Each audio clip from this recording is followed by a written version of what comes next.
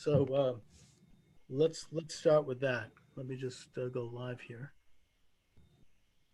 Okay, yeah, if you want to open up with that, I could start Sure. with that story because I know Nate Lewin's one of the most famous Jewish lawyers in America, who represented Jewish causes. And welcome to the show, Charles Moscowitz. Thanks for joining us live here at YouTube and subscribing platforms. Dooovid is back, and Dooovid has been joining me now on Thursday at 1 p.m. Eastern Standard Time as a regular guest. Last week, of course, we talked about my new book, which I have to mention, God is God, God is the Creator and Lawgiver, available at Amazon and elsewhere, Barnes & Noble, bookstores. Dooovid, how are you? Pretty good, thank God, Baruch Hashem. Yeah, Yourself? very good, thank you. So there's an interesting story emanating about an issue in the background of Judge Amy Coney Barrett, who has just been brought forth as a nominee to the U.S. Supreme Court. Apparently, that vote will be taken this coming Monday, and looks like there's nothing that's going to stop it. So, as of Monday, Barrett will be sitting as a justice on the U.S. Supreme Court. So, talk about this story. Yeah, so I have on my YouTube channel, to Jews, they probably know more about this man than Amy Barrett. But Nathan Lewin, who was born in Poland, I think during the war, and found refuge in America and became an attorney, and he represented Jews. I think he did civil or business law. I mean, he was a successful lawyer in all realms, but he became most famous as an assistant to the Solicitor General. I'm looking at his Wikipedia, Archibald Cox, and then Thurgood Marshall. He argued 12 cases before the Supreme Court. And then later he became an activist for Jewish causes, all sorts, like Jews in the army, wearing a yarmulke, kosher causes, but most famous for representing Chabad and allowing menorahs to be in public places. So I have on my channel Nate Lewin giving his whole speech in Detroit about the history of his working for Chabad. If you're familiar with the history of the court cases trying to stop Chabad from setting up menorahs in public places. I can't say that I am, but I'm not surprised. And I certainly note that Chabad sets up very elaborate and even oftentimes rather gaudy menorahs on Hanukkah. Certainly here in Boston, they have a mobile menorah that travels around the street. It's like the ice cream man. I mean, with bells ringing and lights flashing, it's actually quite hilarious. And I Well, mean, just to finish the story, then anyone who follows my channel, like I support Chabad. We do menorahs, and I'll mention also the as do yeshiva dinner, I. No, it's a great thing. I'm not criticizing dinner it. here in Detroit that had Yeah, both President and Trump submit speeches to our local yeshiva dinner to get incredible. votes. But we have like a system to where we have like our local politicians and police officers and donors give speeches, and it kind of turns into like the fundraiser for Chabad their whole year, kind of like in secular places. In Rosh Hashanah, Yom Kippur. But Nate Lewin brought and won multiple cases before the United States Supreme Court. Even the ACLU and Jewish organizations fought Chabad originally. The big first opponents were That doesn't largely surprise me. Reform Jews, and like Oh you yeah. can't bring religion into the front. And because there's so many Chabad rabbis all over the nations, um, Nate Lewin for like a decade was basically like, if someone stops you from setting up a menorah, he'll go to court for you. And it reached the Supreme Court on multiple occasions for multiple reasons. And Amy Coney Barrett, I'm not sure how close out of law school, this was in 1999, 2000, was a clerk for Nate Lewin. And she actually did work on a menorah case in front of the Supreme Court. In fact, it may have been the first case that Judge Barrett argued in front of the Supreme Court was on behalf of Chabad. So Oh, that's that's incredible. pretty, yeah, that's pretty interesting. That is an incredible story. And the I should note that Chabad, and for that matter, many of the Orthodox rabbis wield a great deal of political power. And I say this not because to feed into the anti-Semites conspiracy theories about Jewish, power and trying to control the world and all that. I mean it only because there's a tendency on the part of congregants in Chabad and other groups to follow their Rebbe. And if the Rebbe goes like this, they go like this. If the Rebbe has a right to kind of let people know who he's going to vote for, you could have 20, 30,000 people voting in one way. I mean, it's an enormous ability to influence. And I remember it was 1992 when Bill Clinton was running for president in the primaries in New York State. He wanted to win the primary, and so he made a concession to the Chabad and to the Orthodox rabbis by promising that he would put a kosher kitchen in the White House if he were elected. And it ended up working for them, I mean, for him, in that they did endorse Clinton. Their membership did vote for him in the primary, and he won the New York primary, which probably had a major role in his becoming the nominee and the president.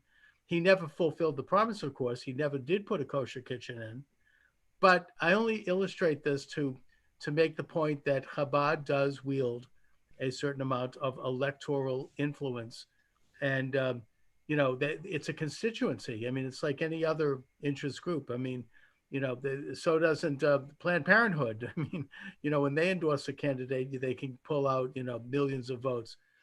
Well, I would frame that differently and say Chabad has extremely little political influence, especially in America. Maybe in Russia or other places, the Chabad might have official influence. It's Jews in general that have influence, and Chabad itself, as an organization, like here in Metro Detroit, we have Chabad shuls all over, and Chabad might even represent the wealthiest, most powerful Jews in the area. But the Chabad community itself lives in the poor section of town and has very little money. And I mean, as you probably know, they're constantly begging money. They don't have large bank accounts. However, like me and you could say, I represent the Jews, all of them. And no, you don't. Yeah, but we don't have any following. The point is that I'm saying that Chabad as an organization where the Rebbe went out and surprisingly to get Jews on your side, me and Charles said we represent Jews, how many Jews are going to agree, let alone, convince non-Jews. But Chabad over decades has been able to, that mantle to who best represents the Jews, and over just periods of time. And it's largely due to good deeds. I mean, Chabad represents the Jews because they do funerals and, they put tefillin on people. And largely most people like Jared Kushner, who became Chabad because everybody turned against his father when he went to prison, except Chabad. And they specialize that Chabad is like, God forbid, the Judaism of last resort. If you're someone in prison and no one cares about you anymore, and no Jew wants to speak to you, you could still call Chabad. And over decades, that has caused Chabad to become powerful, but the rabbis don't really speak for their congregation. So it's kind of like, it's a very interesting dynamic, and even how Chabad sees it themselves, because it's a religious movement. But if you're a fundraiser, you're someone you don't care about the rabbi. I said that with Luke Ford, like no goy is ever going to ask to meet your rabbi. A goy might ask to meet the banker who could donate millions of dollars. They might ask to meet famous people or this or that. But unless they're into interfaith or want to convert you to Christianity, there's almost 0% chance they're going to ask to meet your rabbi. So when Chabad is like that, like people are respectful, they'll listen to the ceremony, they'll pay attention to the rabbi, but then they want to go shake hands with the millionaires. And Chabad, doesn't have that, yeah. Well, I'm saying they won it over by decades. And I always say that, like, people are like, there's no Jews in Detroit. And it's like, yeah, there are thousands of Jews in Detroit. And they're like, and just like, there's no broke Holocaust survivors. Like, God forbid, there's a lot of Holocaust survivors in poverty. And I know that because I work with Chabad, and Chabad are the ones who go visit poor Jews and get absolutely nothing in return for it. And like, obviously, if it's like, oh, there's some beautiful woman in some rich neighborhood with millions of extra dollars that wants you to teach her aleph base, that's not what your average Chabad rabbi is doing. They're helping out people in hospitals, in prison, and poor people. And it worked, thank God. decades later, I would consider Chabad the main force of Judaism in America. But to say like you're not going to get anywhere going to talk to your local Chabad rabbi in terms of like Jewish politics, like all you're going to get is Orthodox Judaism lessons in Tanya, and however, a few times a year, all of the millionaires will gather together with the Chabad rabbi. Well, I mean, it's just, Chabad itself doesn't wield influence. I'm just pointing out that as an electoral bloc, they wield influence on local elections and that they can be gone to uh, for such votes. I actually think that we talked about the huge rallies by Chabad and by Hasidic Jews and Orthodox Jews in Brooklyn and Queens, opposing Mayor de Blasio and Governor Cuomo's attempt to crack down on their social events and on their synagogues, while at the same time, I mean, they said nothing about the Pussy Hat March in New York last weekend. That was no problem. And the result has been what appears to be a major upsurge in support for President Trump. And when I say support, you could be looking at a significant vote from them if they mobilize that on a state level in New York and in New Jersey, maybe Connecticut even, and that could make New York turn red. I'm not kidding.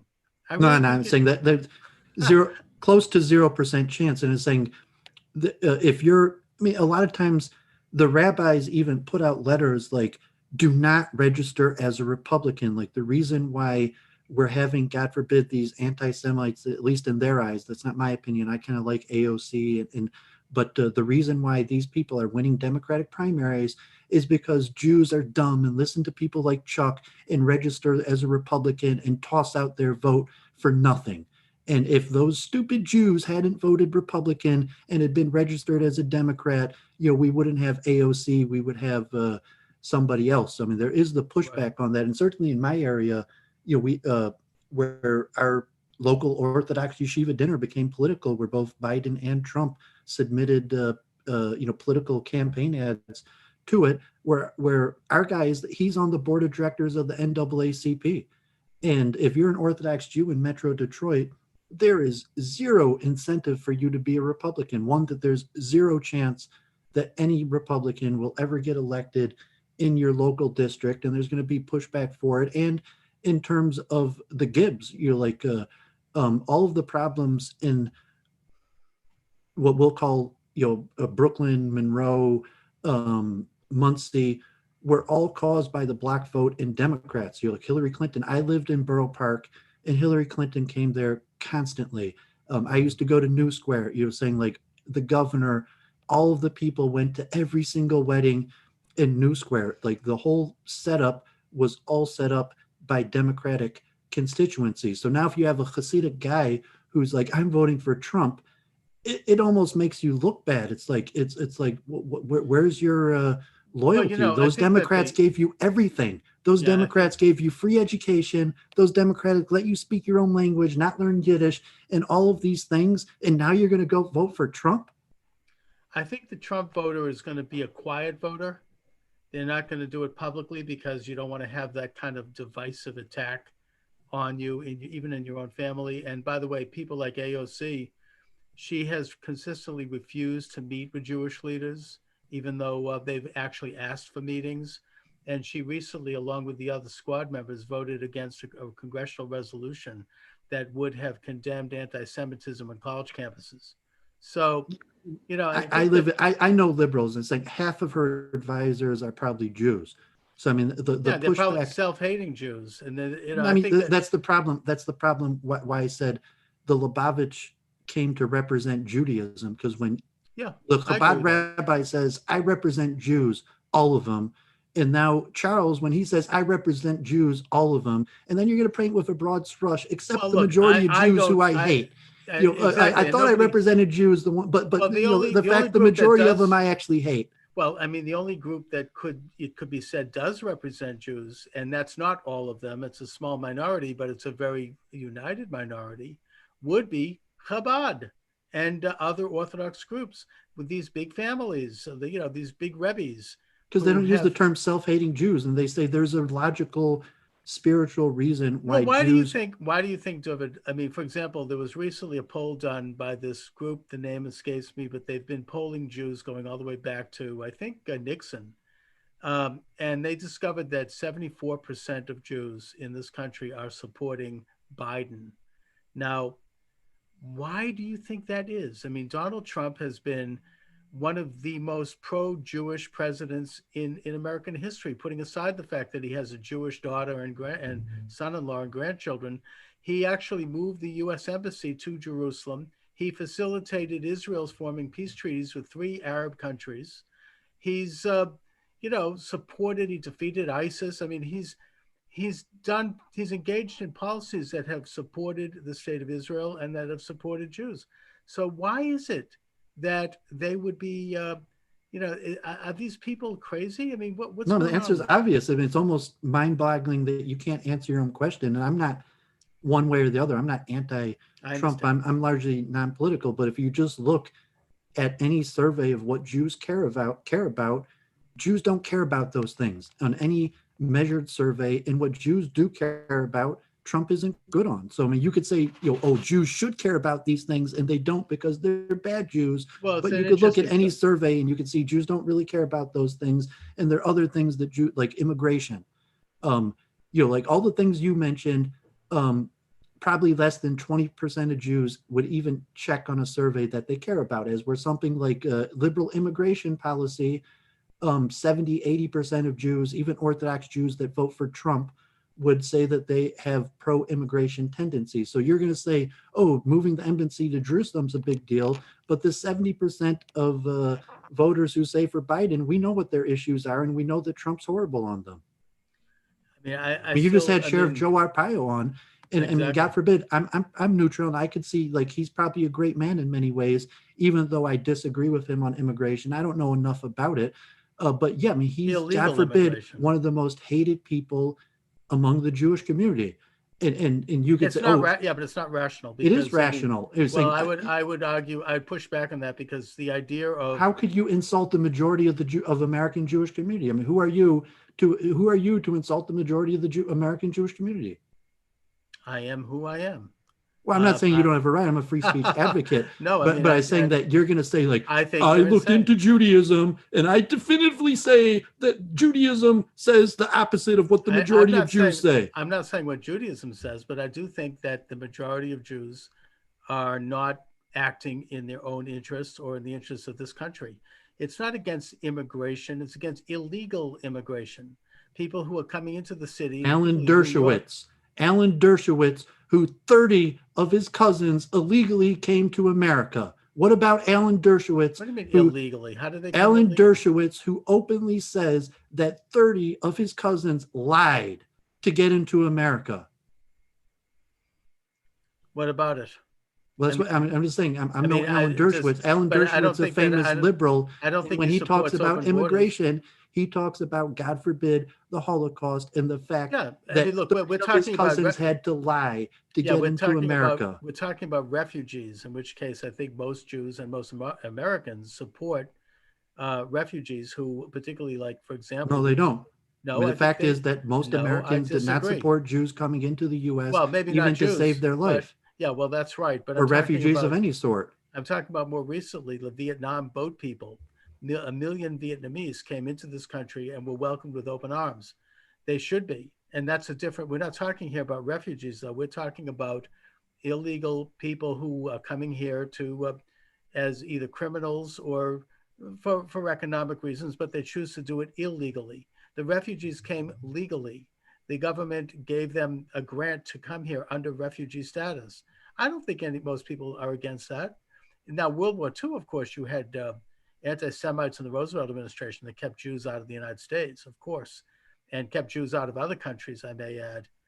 I mean, it's a terrible clever story. People like Alan Dershowitz who cheated the U.S. immigration system to get into the United States. Yeah, but the point is that they should have been given refugee status. No, they shouldn't have. Who are you to say they should have been given refugee status? Because they were being prosecuted by the Nazis. That's so why. What's the difference now where all these people are being persecuted all over the world? No, they're not.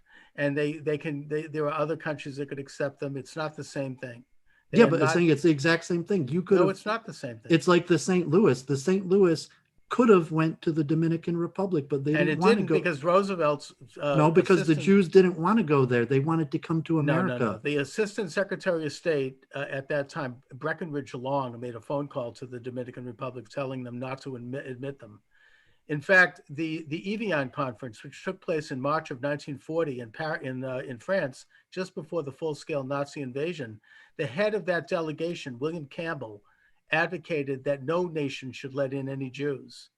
Now, and that included Canada, who at that time had an anti-Semitic prime minister, and they very easily could have welcomed in Jews. I forget his name now, uh, but there were countries in South America, there were countries in elsewhere that were willing to let Jews come in. These are Jews whose lives were directly threatened by the Nazis, and the American delegation put a kibosh on that. They wouldn't allow it. They basically sealed Europe and sealed the fate of the Jews to the Nazis. That is a situation where there should have been granted refugee status. People coming in from Central America. Now, you and I might agree that immigration policy should be more liberal, and we should have people come in, but it has to be done legally.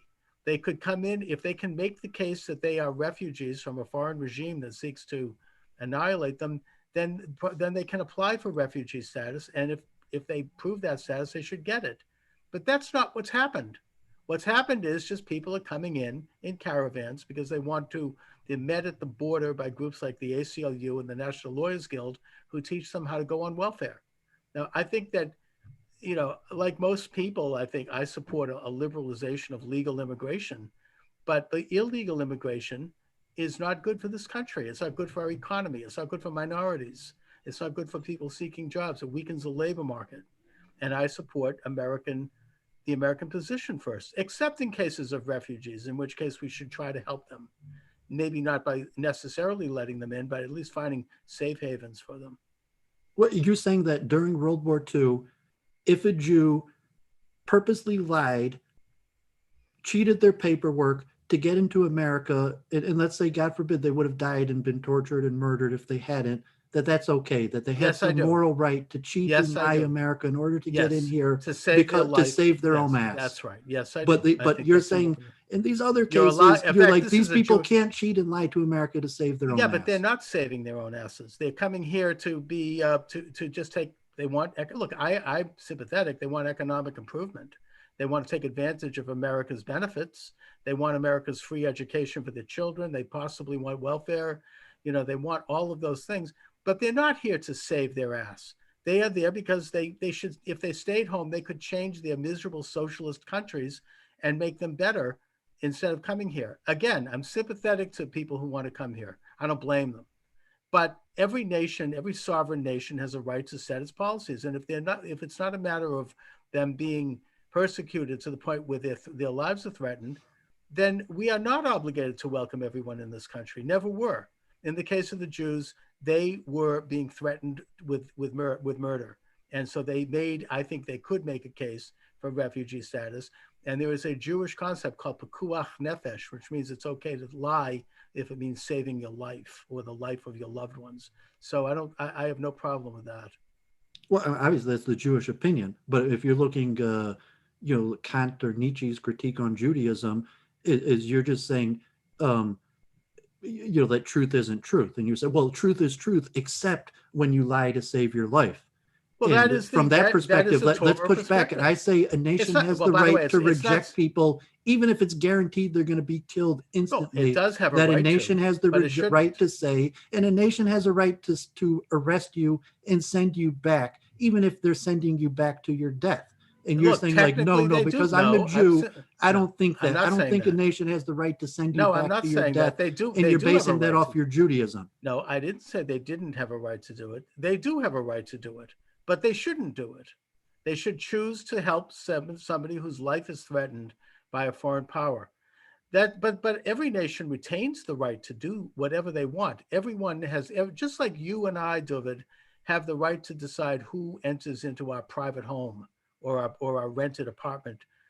A nation has a right to decide who enters into the national home and who doesn't. That is a basic function of sovereignty. That is a basic function of property. That is a normal and natural thing. for You're any saying saving your own society. life doesn't trump that.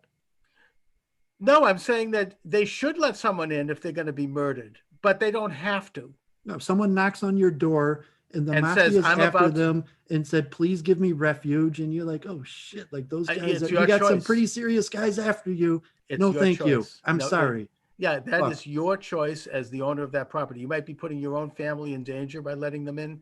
You could end up being in the crossfire of a shootout. I mean, you have the right to make that choice. That is your choice. You may not make the right choice, and it could be a complicated question. But as the resident of that domicile, whether you own it or rent it, you have the right to decide who enters that property and who doesn't, period. So that American First man who they made that movie about, the pilot, his name's slipping me, in that perspective, if he could not be an anti-Semite. He could say, I don't care, America first, we're not letting the Jews in. God forbid, I love Jews, but if they're getting killed in Europe, that's their problem, not ours. And that's not because he was anti-Semitic, that's because he was exercising his right of sovereignty. And he could have loved Jews, but he's like, I'm sorry, we got to maintain our sovereign nation. And too bad. Well, this is Is a that anti-Semitism, or no. that's Look, just this is selfish? That's just selfishness. That's we not have anti. look we have a sovereign nation with a democratic system, and unfortunately, if that's what the American people decide they want publicly after debating it, then that's what they'll have. I don't think they should have. I don't think they did. I think that it was done behind closed doors by anti-Semites in the Roosevelt administration, in collusion with other nations, and the American people really had no say in it. I think if the American people understood, and they didn't, but if they understood the threat that the Jews were under, then they would have let them in, or they would have at least allowed some of the South and Central American countries that wanted to let them in, to get safe haven. But they didn't understand it because the New York Times and the liberal left establishment in this country hid the nature of Nazism right up through the war. I mean, so obviously you're wrong. Like, we see videos of people being tortured and beheaded yeah, in the after the Middle East, war. and well, I'm saying right now, Oh till yeah. today, and we still don't want to let those people in. I mean, God forbid, you just have to pop on Best Well, Store, then and we you can can see a find. new video every day of, God forbid, someone being tortured to death and murdered in South Well, America, all in the right. central thing, and Trump is saying, like, no, we do not want these people. Like, Yeah, I saw those videos of people but getting Trump has also tortured and murdered. advocated. I do not want them No, coming but to our country. he has advocated that some of these vast and wealthy and mineral rich and land rich countries that are Muslim countries do let them in and should let them in because they are very much similar culturally to them. For example, Saudi Arabia has whole, camps of that are vacant. Why don't they let people Yeah, I in? was saying, I mean, you got to do it yourself. I mean, that's not Judaism. If it's meant to be done, you No, got you to don't do it have to. yourself. But I No, mean, the whole you reason we have got to. down Well, the you are doing it sidetrack. yourself if you advocate that those countries let them in and you pressure them to do so and you assist them in doing it. It doesn't mean you have to let them in your home. Like if there's somebody who's a refugee in your community and you want to help them, you don't have to necessarily take them in your home, but you can help them in other ways. You can help find a safe haven for them somewhere else. I mean, there are ways to do this. We don't, there are plenty of resources where people who are temporarily refugees in Syria could find safe zones where they can function until they can go back home after the status quo ante. That is what we should be doing, and that's exactly what Trump advocates. I'm not sure, but I mean, the whole reason we got down this sidetrack was, I'm not agreeing with the majority of Jewish people, but I think the group strategy is obvious, and the logic of the leftist Jew is the most straightforward. And it's, like Greg Johnson said, the lesson, who wrote that article, the Holocaust did happen, and the lesson is it's not good to be a minority, and therefore Jews, recognizing just generally that it's extremely dangerous to be a minority, especially a minority, that has problems with other people, that immigration and multiculturalism is an extremely good strategy for our safety. And that's, the general tendency of the majority of Jews. Say, like, no, I do not trust the blue-eyed man to keep us safe. I'm not going to, like, God forbid, kiss the ass of the blue-eyed man. Please, blue-eyed man, keep the Jews safe. And they figure that we're better off with liberal immigration and multiculturalism. It's pretty straightforward. It's pretty logical. And I agree with that, but we're not illiberal And that's why the immigration majority doesn't of Jews feel that illegal way. I immigration. mean, you would agree that, and even if it's illegal immigration, but saying America that it's becoming less than 50% white is in fact good for the Jews, and America that there's more immigration and has a less restrictive immigration policy is in fact good for the Jews because it's not good to be a minority. It's extremely dangerous to be a minority. I think that most Jews support, liberal immigration policies as long as it's consonant with what the economy needs and other factors. And I support that as well.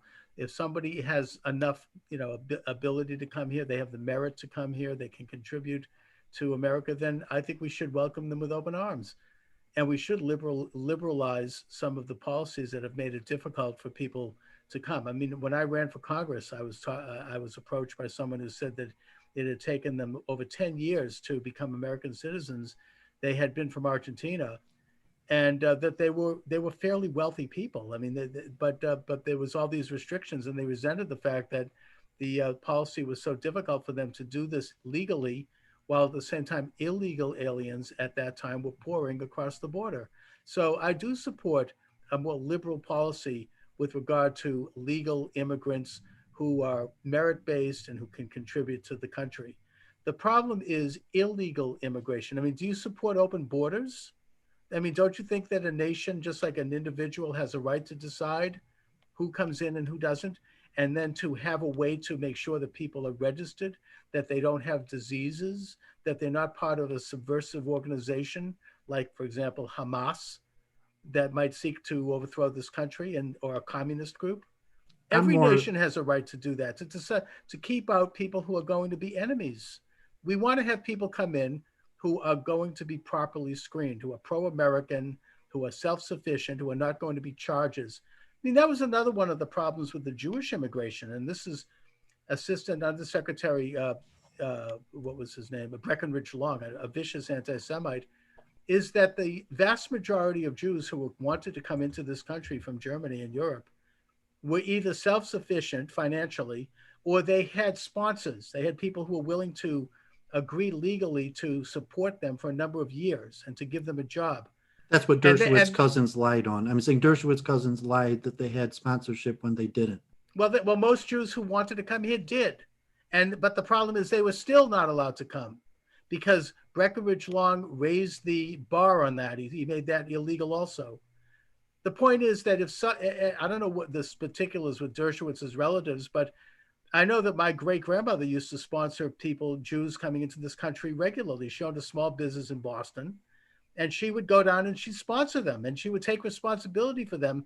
And they would come here for a number of years. They would have a job with her, and then they would be on their own.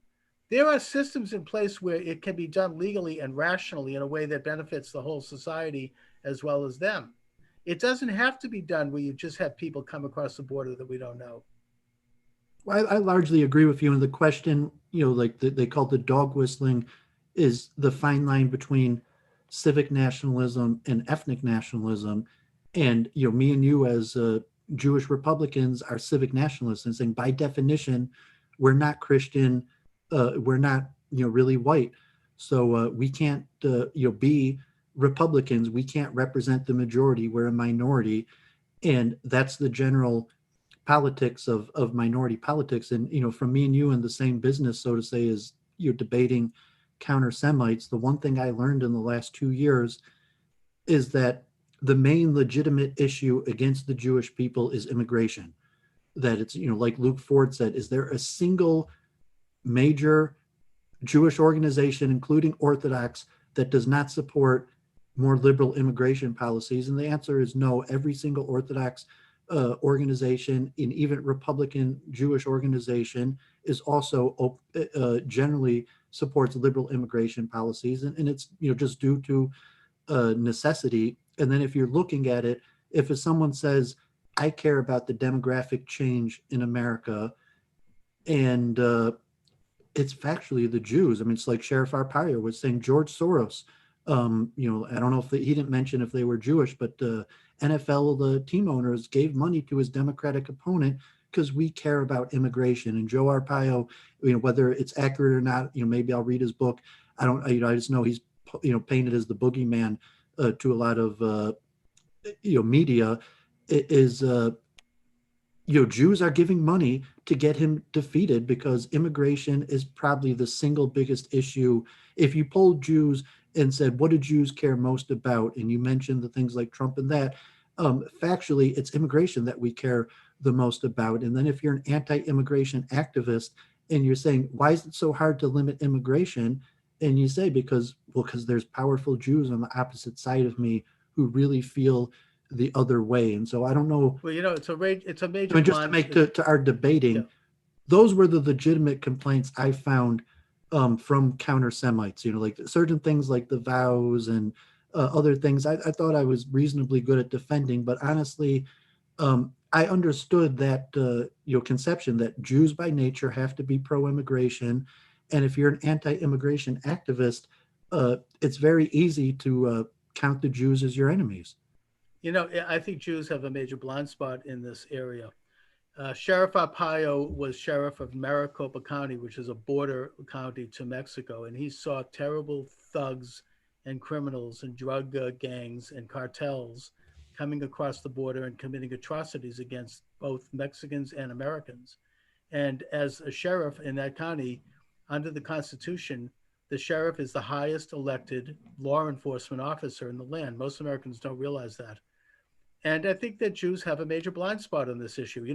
I wonder how many Jews, for example, would support open Well, you have borders. to. It's not a blind spot. It's a questioning of your own standing. How could you represent? How could you represent someone that you're not? So you say, how could you represent Europeans and white people when you're not European and white people? Would these say because I'm the most qualified? Would the same Jews, Dooovid, advocate, for example, opening the borders of Israel? Maybe why not let the Syrian refugees move to Tel Aviv?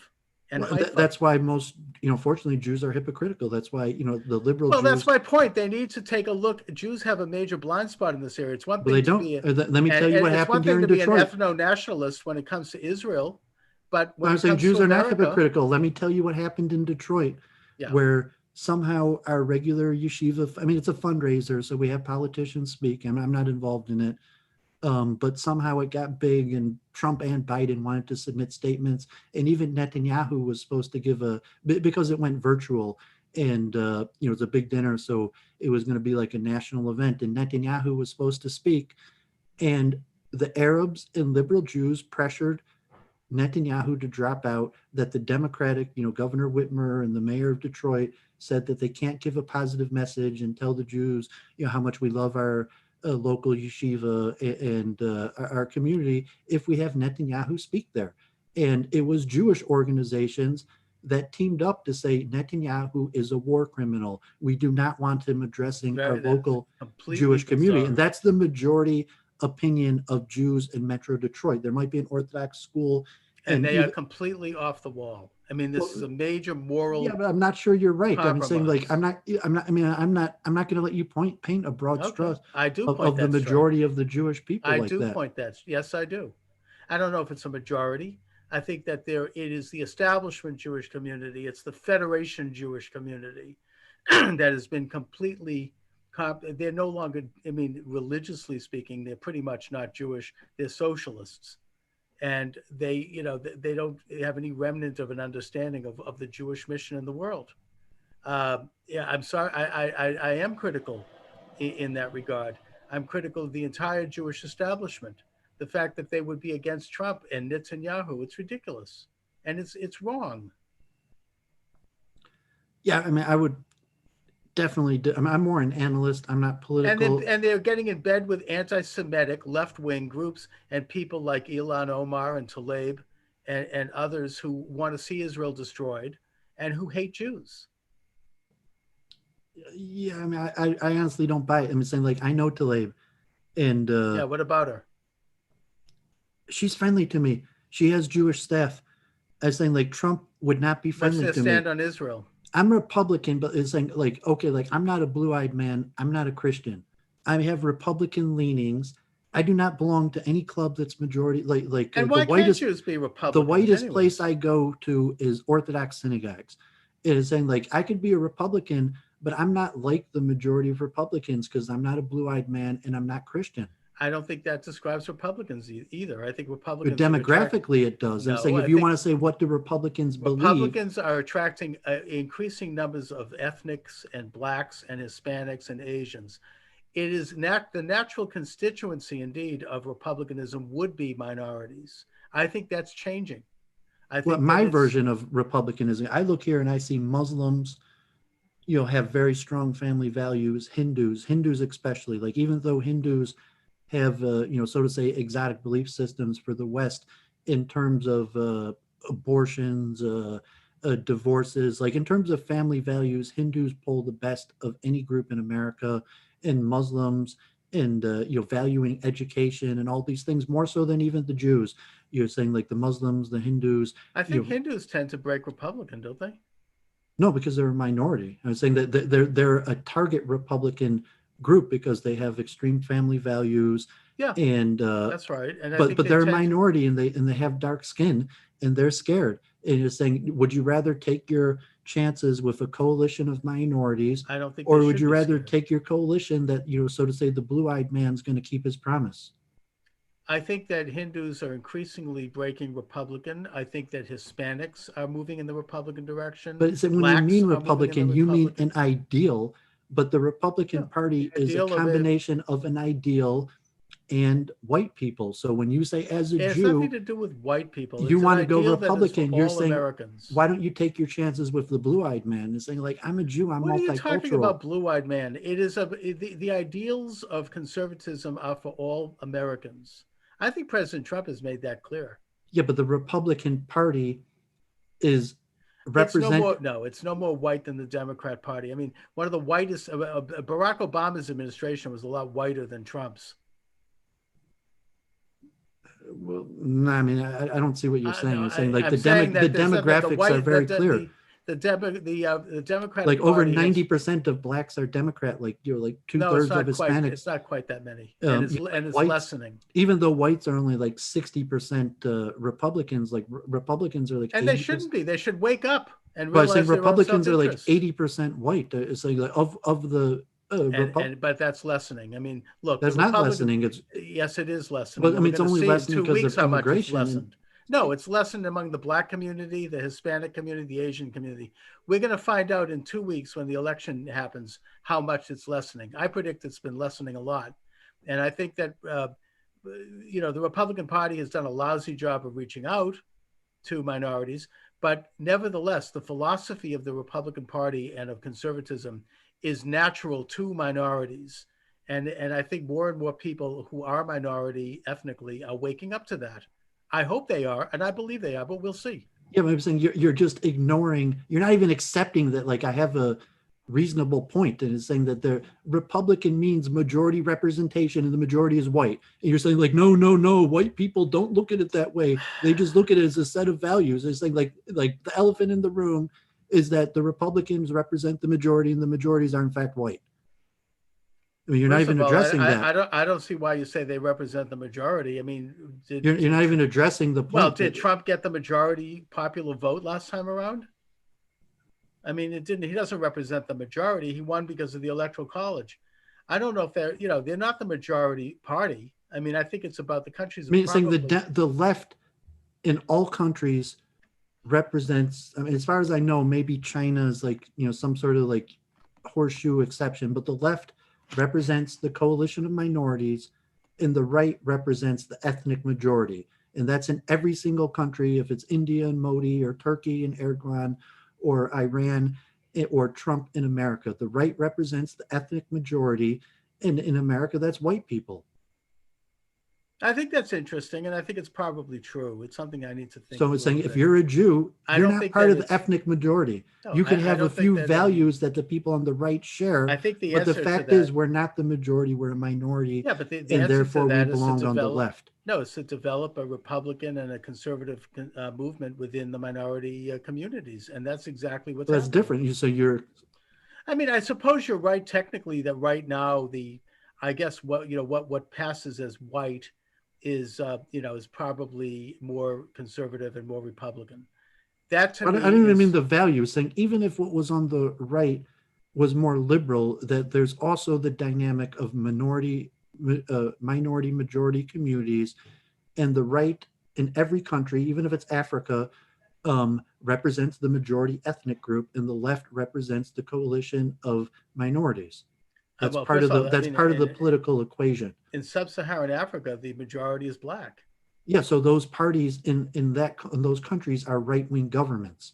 Well, the whole, I mean, the countries themselves are probably over 90% black, so everyone's black, except for a tiny No, there's minority. always a coalition of minorities, and the coalition of minorities is always on the left. I mean, you might find one or two exceptions, but I All say right, even I in mean, but Africa, I'm not the sure that that's minorities are always on the left. so then the left in Africa is not black. In other Well, words, I mean, you could be a minority black group, or you could be a minority for various reasons, because in African countries, not all blacks are the same. And so true. if you're a majority Islamic country in Africa, where if everyone's black and the only difference is Christian or Islamic, if the majority is Islamic, the Islamic party is a right wing party. If the majority is Christian, the Christian is the right wing party. So in America, just as a factor, like you're a Jew, you're a minority, you should be a Democrat. So you can say, oh, but I value, these things, so and so. It doesn't change the fact that when you look in the mirror, you're a minority. But you should take a look at what are your interests as a minority, and that's what something that Jews need to wake up to, as do blacks. And I mean, I'm actually more optimistic that black people are going to wake up. I don't think Jews are going to wake up. I think that for the Republicans, for Trump, to try to reach out to Jews is an exercise in futility. He shouldn't waste his time. I mean, it's about the But money. I was saying it's not about the votes. It's about, I mean, obviously, it's not a waste of his time. And like, we're his biggest support group. the Jews, Well, yeah, I'm saying like, doesn't like half of his campaign donations come from Jews? well, first of all, Trump doesn't get the big money. The big money is on Biden's side. I Well, I'm mean, saying he's Sheldon Adelson or no, maybe whoever. he's an exception. I But it's don't not think. an exception. I mean, there's going to be a sum total number of how much Trump raised, Yeah, and saying I would have to see those figures. I mean, I don't think that the majority of big money from Jews goes to Trump. I think it I goes think to it's pretty Biden. clear. I was saying that Trump's biggest financial supporters are in fact Jews. Yeah, but I think there are more big financial supporters who are against Trump who are Jews. I don't That's know. true also, but I was We'd saying have to that take a Trump, look at the. but saying that why does Trump bother so much for the Jewish communities? Because hundreds of millions Well, of dollars. when It I doesn't talk matter about that the he's not Jewish going to get. community, I'm It talking doesn't about the matter that vote. Jews are supporting the other side. I'm saying Sheldon Adelson wrote a check for $70 million, and he demands that Trump does something for that money. And it doesn't matter that Right. the majority of Jews don't want him. Like Sheldon Adelson insists that he gets something in return for that Well, money. that's what they all do, and if anything, that's why Trump actually has less big donors than the Democrats and Biden. But I was saying, you asked why His Trump cares so much about the Jewish I community. mean, I told you the obvious. The look obvious is money, when I talk about and the and Jewish obviously community, also like I'm legal. talking about an appeal to Jewish voters. That's an exercise in futility, and I mean, Trump's an IQ guy also. So I mean, Trump probably, if you I take the say that IQ with studies, resignation. I mean, but I'm saying Trump claims to have an IQ in the 150s, and statistically, according to most studies, if you believe in it, up at least 25%, as many as 50% of the people in the U.S. with the IQ in the range of Trump are in fact Jews. So Trump probably respects the Jews and wants, because he respects IQ and intelligence. And when he thinks Jews, he's thinking lawyers and accountants. And it's like even Alan Dershowitz. Like Alan Dershowitz is still a Democrat, but Trump was able to win him over. So when Trump, you're saying like Trump Well, respect, like Trump knows that Dershowitz saved his ass, and when Trump looks at Dershowitz as basically a Jew, and I would say like, yeah, Trump. I think we're Trump's main constituency, honestly. Like there's a certain group of Protestant evangelical, but I think Orthodox Jews and right-wing Jews are in fact Trump's main constituency. it certainly I mean, is a not piece the of it. voting bloc, but in That terms of his this is where advisors, well his supporters. this is where we started by talking about Chabad and about Hasidic Jews, particularly those who feel that they're being pushed around by the left-wing Democrat mayor and governor of New York, that they are going to come out in force for Trump, and that could tip New York State. I don't No, know if no, it that means will. saying like you're giving bad advice because um, if you're a Jew in Brooklyn, you need the Democrats. You need to be part of Cuomo's coalition. Like De Blasio could just stop the police. Like saying like Trump could do nothing for Jews in New York. De Blasio or Cuomo, um, God forbid, it could be like a BLM protest, and they could just stop arresting people. They could start letting out felons. There's a lot of things that, Well, that's like, what they if are there doing. becomes a battle between the Jews in Brooklyn and the Democratic, there's a reason why all the rabbis say vote Democrat, even like Hillary Clinton. Every major rabbi, Yeah, Agudas she made Yisrael, Saadir, promises. all endorsed Hillary Clinton, and Yeah, saying and they're they not endorsed Bill dumb. Clinton too. Well, I'm But I saying mean, they're not dumb, because I'm saying those are the people it's that protect the community. Trump and Trump protect the supporters. community. I mean, they're letting people out of prison. They're not stopping BLM and Antifa from burning down I got neighborhoods. food stamps. Like, my first job in Borough Park was filling out food stamps, for people, and saying it's like people, uh, everything good that comes to the Orthodox community in most places, especially New York, comes from the Democrats. You could be a handful of the real estate developers, Well, and honestly, it's like, a to me, very it's twisted a blue-eyed mentality. thing, like, because um 30% of Jews in Brooklyn have blue eyes, and like, they when they look around and they look I at don't. President Trump, he's more, like, it's like you said, you're European, and when I you don't see look. all I these don't know what you're blacks. And talking about with blue eyes, but what I would point out is well, that I just meant that Jews are very white, and relatively, and what does that have to do with anything? Look, the point that you're making why I'm is that saying, is that why they support Trump?